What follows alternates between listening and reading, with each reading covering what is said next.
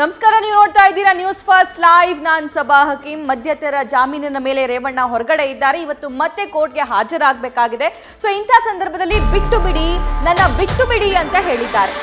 ಈಗ ನಾನೇನೂ ಮಾತನಾಡೋದಿಲ್ಲ, ಕೋರ್ಟ್ಗೆ ನಾನು ಹಾಜರಾಗಬೇಕು ಅಂತ ಹೇಳಿ ರೇವಣ್ಣ ಈ ಸಂದರ್ಭದಲ್ಲಿ ಹೇಳಿದ್ದಾರೆ.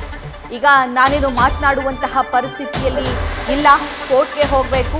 ಮಗನ ವಿಚಾರವನ್ನ ಕೇಳಿದಂತಹ ಸಂದರ್ಭದಲ್ಲಿ, ಪ್ರಸ್ತಾಪ ಮಾಡಿದಂತಹ ಸಂದರ್ಭದಲ್ಲಿ ನೋ ಕಮೆಂಟ್ ಅಂದಿದ್ದಾರೆ HD ರೇವಣ್ಣ. ವಿಧಾನಸೌಧಕ್ಕೆ ಅವರು ತೆರಳಿದ್ರು. ವಿಧಾನಸೌಧದಲ್ಲೇ ಈ ರೀತಿಯಾಗಿ ಮಾತನಾಡಿದ್ದಾರೆ. ಬಿಟ್ಟು ಬಿಡಿ, ನನ್ನ ಮಾತನಾಡಿಸ್ಬೇಡಿ, ಬಿಟ್ಬಿಡಿ. ಈಗ ನಾನೇನು ಮಾತಾಡಲ್ಲ, ಕೋರ್ಟ್ಗೆ ಹೋಗಬೇಕು, ಮಗನ ವಿಚಾರಕ್ಕೆ ನೋ ಕಮೆಂಟ್ ಅಂತ ಅಂದಿದ್ದಾರೆ. 2:15 ಕೋರ್ಟ್ ಇದೆ, ಹೋಗಬೇಕು ಅಂತ ರೇವಣ್ಣ. ಏನು ಮಾತಾಡಲ್ಲ, ಬನ್ರಿ ಈ ಕಡೆ, ಬನ್ರಿ ಈ ಕಡೆ. ಅಲ್ಲ, ಈಗ ಕಾಗದ ಪತ್ರ ಬೇರೆ ಅಧ್ಯಕ್ಷ ಮಾಡಬೇಕು ಅಂತ ಬನ್ರಿ ಈ ಕಡೆ ಸ್ವಲ್ಪ ರೇ ನೋಡ್ರಿ. ಬನ್ರಿ ಈ ಕಡೆ. ಈಗ ನಿಮ್ಮ ವಿರುದ್ಧ ಏನಾದ್ರು ಷಡ್ಯಂತ್ರ ಆಯ್ತು ಅನ್ನೋ ಭಾವನೆ ಇದೆಯಾ? ಯಾಕೆಂದ್ರೆ ಏನು ಮಾತಾಡಲ್ಲ, ಬನ್ರಿ ಈ ಕಡೆ, ಬನ್ರಿ ಈ ಕಡೆ. ಅಲ್ಲ, ಈಗ ಕಾಗದ ಪತ್ರ ಬೇರೆ ಅಧ್ಯಕ್ಷ ಮಾಡಬೇಕು ಅಂತ ಬನ್ರಿ ಈ ಕಡೆ. ಮತ್ತಷ್ಟು ಅಪ್ಡೇಟ್ಸ್ ನಮ್ಮ ಪೊಲಿಟಿಕಲ್ ಕರೆಸ್ಪಾಂಡೆಂಟ್ ಶಿವಪ್ರಸಾದ್ ನೀಡ್ತಾರೆ. ಶಿವಪ್ರಸಾದ್, ಏನೇನಾಯ್ತು ರೇವಣ್ಣನವರು ವಿಧಾನಸೌಧಕ್ಕೆ ಬಂದಾಗ? ಯಾಕೆ ಬಂದಿದ್ರಲ್ಲಿ?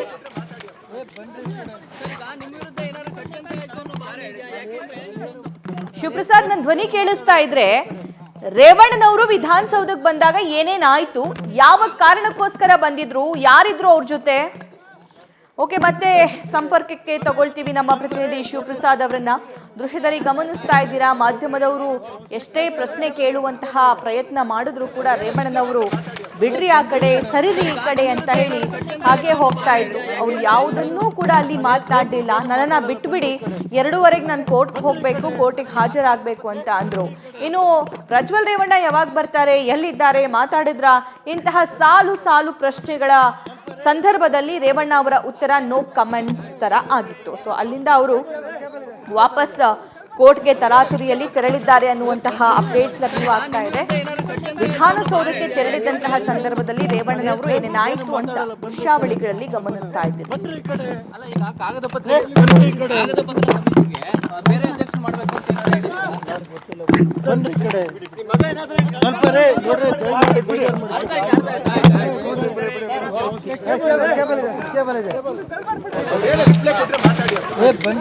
ಮತ್ತೆ ಸಂಪರ್ಕಕ್ಕೆ ಸಿಕ್ಕಿದ್ದಾರೆ ನಮ್ಮ ಪೊಲಿಟಿಕಲ್ ಕರೆಸ್ಪಾಂಡೆಂಟ್ ಶಿವಪ್ರಸಾದ್. ಮಾತಾಡ್ಸೋಣ. ಶಿವಪ್ರಸಾದ್, ರೇವಣ್ಣನವರು ವಿಧಾನಸೌಧಕ್ಕೆ ಯಾಕೆ ಬಂದಿದ್ರು, ಏನೇನಾಯ್ತು ಅವಾಗ?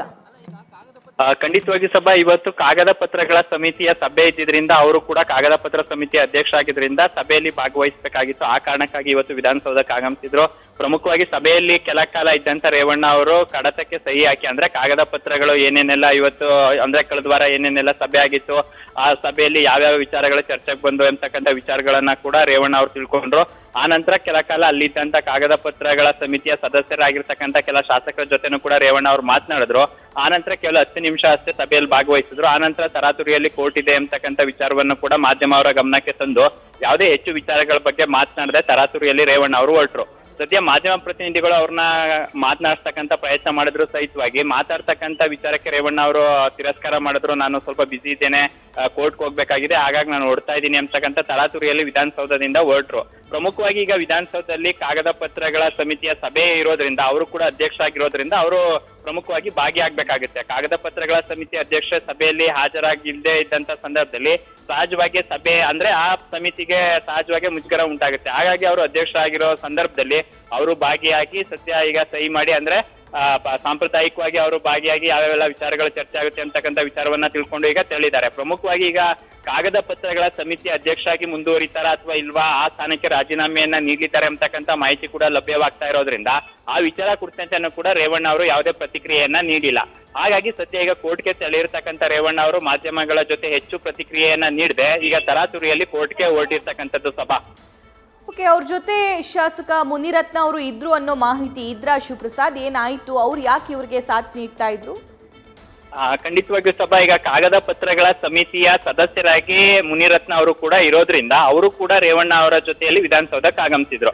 ಆ ನಂತರ ಕಾಗದ ಪತ್ರಗಳ ಸಮಿತಿಯ ಸಭೆಯನ್ನ ಅಂತ್ಯಗೊಳಿಸಿ ರೇವಣ್ಣ ಅವರು ಜೊತೆಯಲ್ಲಿ ಶಾಸಕರಾಗಿರ್ತಕ್ಕಂಥ ಮುನಿರತ್ನ ಅವರು ಕೂಡ ಒಂದೇ ಕಾರ್ನಲ್ಲಿ ತೆರಳಿದ್ರು. ಸಹಜವಾಗಿ ರೇವಣ್ಣ ಅವರ ವಿಚಾರ, ಅದರಲ್ಲೂ ದೇವೇಗೌಡರ ಕುಟುಂಬದ ವಿಚಾರ ಬಂದಂತ ಸಂದರ್ಭದಲ್ಲಿ ಮುನಿರತ್ನ ಅವರು ಪದೇ ಪದೇ ಸಾಥನ್ನ ನೀಡ್ತಾ ಇದ್ದಾರೆ. ಜೆಡಿಎಸ್ ಕೂಡ ಈಗ ಜೆಡಿಎಸ್ ಬಿಜೆಪಿ ಮೈತ್ರಿ ಇರ್ತಕ್ಕಂಥ ಈ ಸಂದರ್ಭದಲ್ಲಿ ಹೆಚ್ಚು ಜೆಡಿಎಸ್ ನಾಯಕರ ಜೊತೆ ಒಡನಾಟವನ್ನು ಕೂಡ ಈಗ ಮುನಿರತ್ನ ಅವರು ಹೊಂದಿದ್ದಾರೆ. ಆ ಕಾರಣಕ್ಕಾಗಿ ರೇವಣ್ಣ ಅವರ ಜೊತೆ ಕೆಲ ಹೊತ್ತು ಚರ್ಚೆ ಮಾಡಿ, ಅಂದ್ರೆ ಅವರಿಬ್ರು ಕೂಡ ಒಂದೇ ಕಾರ್ನಲ್ಲಿ ತೆರಳಿರ್ತಕ್ಕಂಥದ್ದು. ಸದ್ಯ ಈಗ ಕೋರ್ಟ್ಗೆ ರೇವಣ್ಣ ಅವ್ರ ಜೊತೆಲಿ ಮುನಿರತ್ನ ಅವರು ಕೂಡ ತೆರಳಿದ್ದಾರೆ ಅಂತಕ್ಕಂಥ ಮಾಹಿತಿ ಲಭ್ಯವಾಗ್ತಾ ಇದ್ದು, ಸಹಜವಾಗಿ ಈ ರೀತಿಯ ಒಂದು ಸಂಕಷ್ಟದ ಪರಿಸ್ಥಿತಿಯಲ್ಲಿ ಮುನಿರತ್ನ ಅವರು ಕೂಡ ಸಾಥ್ ನೀಡೋದ್ರ ಜೊತೆಗೆ ಮುಂದಿನ ಕಾನೂನು ಪ್ರಕ್ರಿಯೆ ವಿಚಾರಗಳಿರ್ಬೋದು, ಇವತ್ತಿನ ಜಡ್ಜ್ಮೆಂಟ್ ಏನಾಗುತ್ತೆ, ಮತ್ತೆ ಬೇಲ್ ವಿಚಾರ ಅದೇ ಮುಂದುವರಿಯುತ್ತೆ ಅಂತಕ್ಕಂಥ ವಿಚಾರ ಕುರಿತಂತೆ ಕೂಡ ರೇವಣ್ಣ ಅವರ ಜೊತೆ ಮುನಿರತ್ನ ಅವರು ಚರ್ಚೆ ಮಾಡಿದ್ರು.